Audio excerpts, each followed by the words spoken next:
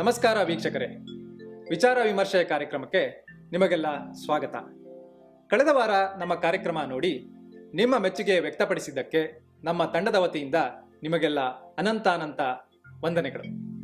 ಬನ್ನಿ, ಇವತ್ತಿನ ಕಾರ್ಯಕ್ರಮದಲ್ಲಿ ನಾವು ಮಾತನಾಡೋಣ ಜೀವನದಲ್ಲಿ ನಾವು ನಮ್ಮ ಸುತ್ತ ಹಾಕಿಕೊಳ್ಳೋ ಗಡಿಗಳ ಬಗ್ಗೆ. ಆಂಗ್ಲ ಭಾಷೆಯಲ್ಲಿ ಹೇಳೋದಾದ್ರೆ ಬೌಂಡ್ರಿ ಅಂತ ಹೇಳಬಹುದು. ಈ ವಿಷಯವನ್ನ ಇಂದು ಚರ್ಚೆ ಮಾಡಲು ನಮ್ಮ ಜೊತೆ ಇದ್ದಾರೆ ಶ್ರೀ ಸುಮಂತ ನಾರಾಯಣ ಶರ್ಮಾ ಅವರು. ಶರ್ಮಾ ಅವರೇ, ನಮಸ್ಕಾರ.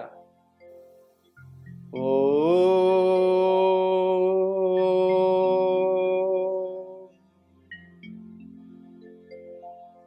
ಮನೋಜವಂ ಮಾರುತಿಗಿಲ್ಲ ಕೆಲಸಂ ಜಿತೇಂದ್ರಿಯಂ ಅದೇ ನನಗೂ ನಿಜಂ. ಓ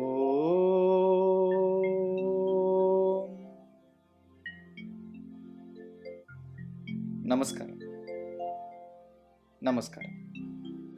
ಆಹಾ, ಎಂತ ಮಾಧುರ್ಯ, ಏನ್ ಶರೀರ. ಗುರುಜಿ, ನಿಮಗೇನನ್ಸತ್ತೆ ನಾವು ನಮ್ಮ ಸುತ್ತ ಹಾಕಿಕೊಳ್ಳೋ ಈ ಬೇಡದೇ ಇರೋ ಗಡಿಗಳ ಬಗ್ಗೆ, ಈ ಸೂಡೋ ಬೌಂಡ್ರಿಗಳ ಬಗ್ಗೆ?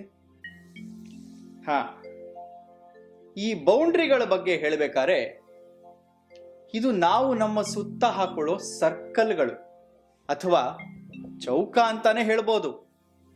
ಈ ವಿಷಯದ ಬಗ್ಗೆ ಸಾಕಷ್ಟು ಜ್ಞಾನಿಗಳು ಹಲವಾರು ವಿಷಯ ಬರೆದಿದ್ದಾರೆ. ಏನ್ ಹೇಳಿದ್ದಾರೆ ಗುರುಜಿ ಈ ಕವಿಗಳು? ನೀವು ಇದರ ಬಗ್ಗೆ ಸವಿಸ್ತಾರವಾಗಿ ತಿಳಿಸಿದರೆ ನಾವು ನಮ್ಮ ಪ್ರೇಕ್ಷಕರು ಧನ್ಯರಾಗ್ತೀವಿ. ಅದರಲ್ಲೇನಿದೆ, ನಮಗೆ ತಿಳಿದಿರೋ ವಿಷಯಗಳನ್ನ ಹಂಚಿಕೊಳ್ಳೋದೇ ಮಾನವ ಧರ್ಮ. ಈ ವಿಷಯದ ಬಗ್ಗೆ ಒಬ್ಬ ಜ್ಞಾನಿ,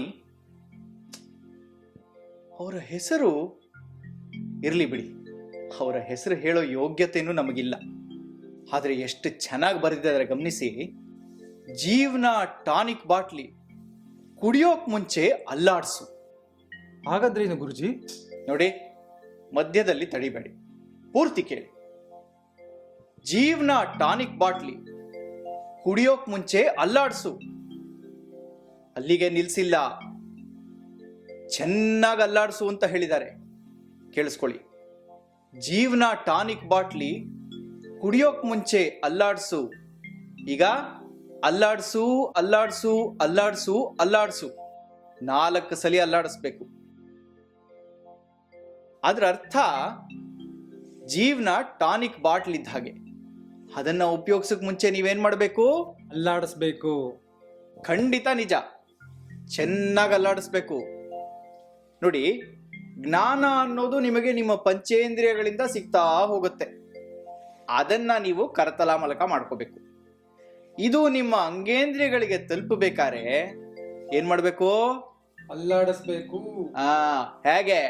ಚೆನ್ನಾಗಿ. ಆಹಾ, ನೋಡಿ ಮುಂದೆ ಈ ಕವಿ ಏನ್ ಹೇಳ್ತಾನೆ ಕೇಳಿ.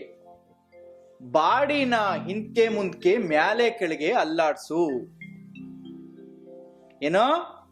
ಬಾಡಿನ ಹಿಂದ್ಕೆ ಮುಂದ್ಕೆ ಮ್ಯಾಲೆ ಕೆಳಗೆ ಅಲ್ಲಾಡ್ಸು. ಅದರಿಂದ ಏನ್ ಪ್ರಯೋಜನ ಗುರುಗಳೇ?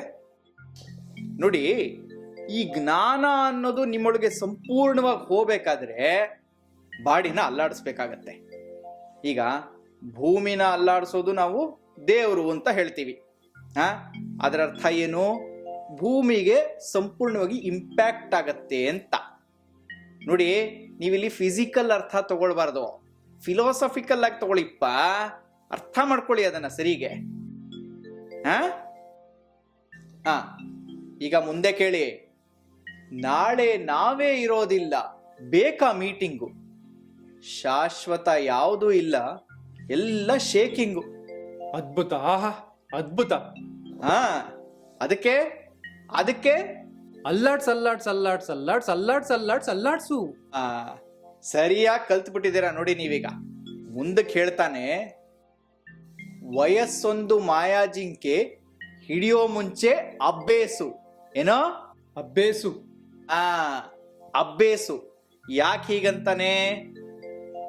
ಅಲ್ಲಾಡ್ಸಕ್ಕೆ ದೊಡ್ಡವರಾಗ್ಲಿ ಚಿಕ್ಕವರಾಗ್ಲಿ ಹಿರಿಯರಾಗ್ಲಿ ಕಿರಿಯರಾಗ್ಲಿ ವಯಸ್ಸು ನೋಡಬಾರ್ದು, ಲೀಲಾಜಾಲವಾಗಿ ಅಲ್ಲಾಡಿಸ್ಬೇಕು.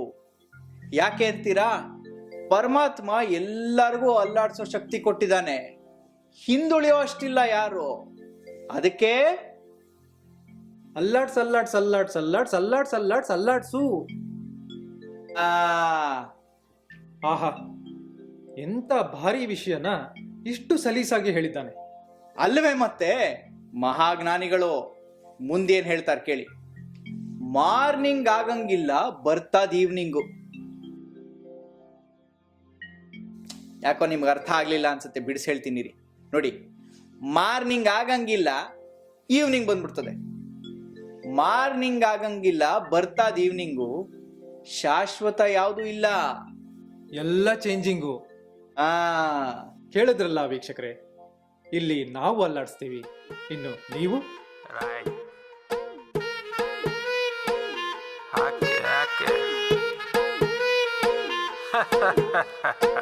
ಜೀವನ ಟಾನಿಕ್ ಬಾಟ್ಲಿ ಕುಡಿಯೋ ಮುಂಚೆ ಅಲ್ಲಾಡ್ಸು.